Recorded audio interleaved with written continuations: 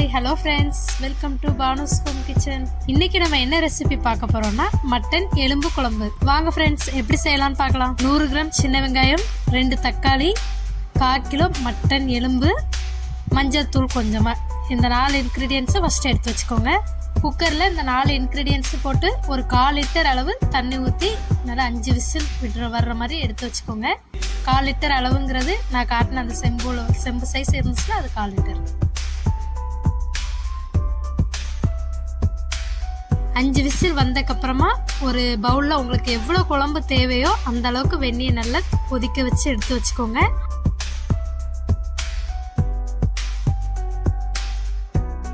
குக்கரில் இருக்கிற நம்ம அவிச்சு வச்சுருந்ததை இன்னொரு பாத்திரத்துக்கு மாற்றி எடுத்துக்கோங்க. அது கூட இந்த கொதிக்க வச்ச வெந்நியை சேர்த்து ஆட் பண்ணி அடுப்பில் வைங்க.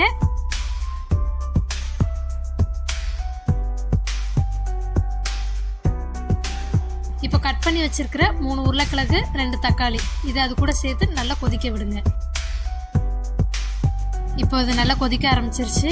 இது கூட குழம்பு மசாலா 3 டேபிள் ஸ்பூன்,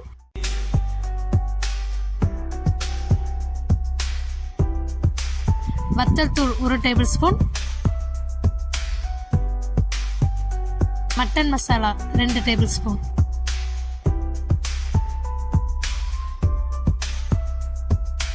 தேங்காய் கொஞ்சமாக துருவி எடுத்து வச்சுக்கோங்க. அதை நல்ல மையாக அரைச்சி எடுத்து வச்சுக்கோங்க. ஃப்ரெண்ட்ஸ், இதில் ரொம்ப முக்கியமான விஷயம் என்னென்னா மட்டன் எலும்பு குழம்புக்கு தேங்காய் அதிகமாக சேர்க்கணும்னு தேவையில்லை. அதனால் கொஞ்சமாக எடுத்து அரைச்சி அதை நல்லா கொதிக்கிற குழம்பு கூட நல்லா மிக்ஸ் பண்ணி விட்டுக்கோங்க. குழம்பு நல்லா கொதித்து வத்துற அளவுக்கு கொதிக்க விட்டு எடுத்து வச்சுக்கோங்க. இப்போ அடுப்பை ஆஃப் பண்ணி வச்சுக்கோங்க. ஃப்ரெண்ட்ஸ், இப்போ நம்ம ரெடி பண்ணி வச்ச வரைக்கும் நம்ம மட்டன் குழம்பு வச்சுருக்கோங்கிறதுக்கான எந்த விதமான ஸ்மெல்லும் நமக்கு தெரியாது. இதுக்கப்புறம் தான் நம்ம தாளிசம் பண்ணுறதுல தான் நம்ம குழம்புக்கான டேஸ்ட்டும் சரி ஸ்மெல்லும் சரி கரெக்டாக வரும். இப்போ தாளிசம் பண்ணுறதுக்கு தேவையான பொருட்கள்: கருவேப்பிலை, சின்ன வெங்காயம், இஞ்சி பூண்டு பேஸ்ட்டு. ஒரு கடாயில் கொஞ்சமாக எண்ணெய் ஊற்றி எண்ணெய் சூடானதும் 2 ஏலக்காய், 2 கிராம்பு, அது கூட நம்ம நறுக்கி வச்சிருந்த சின்ன வெங்காயத்தை போட்டு தாளிசம் பண்ணிக்கோங்க. வெங்காயம் நல்லா பொன்னிறமாக வதங்கி வரும்போது அது கூட கருவேப்பிலை, அப்புறம் இஞ்சி பூண்டு பேஸ்ட் இந்த 2ஐயும் போட்டு நல்லா பச்சை வாசனை போகிற அளவுக்கு நல்லா வதக்கி எடுத்துக்கோங்க.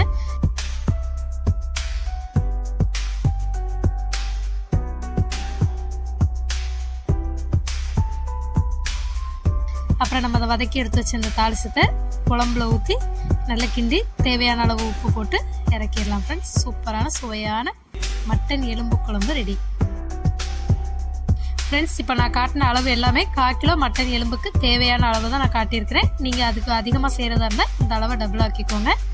இதே மாதிரி வீட்டில் செஞ்சு பாருங்கள் ஃப்ரெண்ட்ஸ், கண்டிப்பாக உங்களுக்கு பிடிக்கும். இந்த வீடியோ உங்களுக்கு பிடிச்சிருந்தா ஷேர் பண்ணுங்கள், லைக் பண்ணுங்கள், சப்ஸ்கிரைப் பண்ணுங்கள். தேங்க்யூ.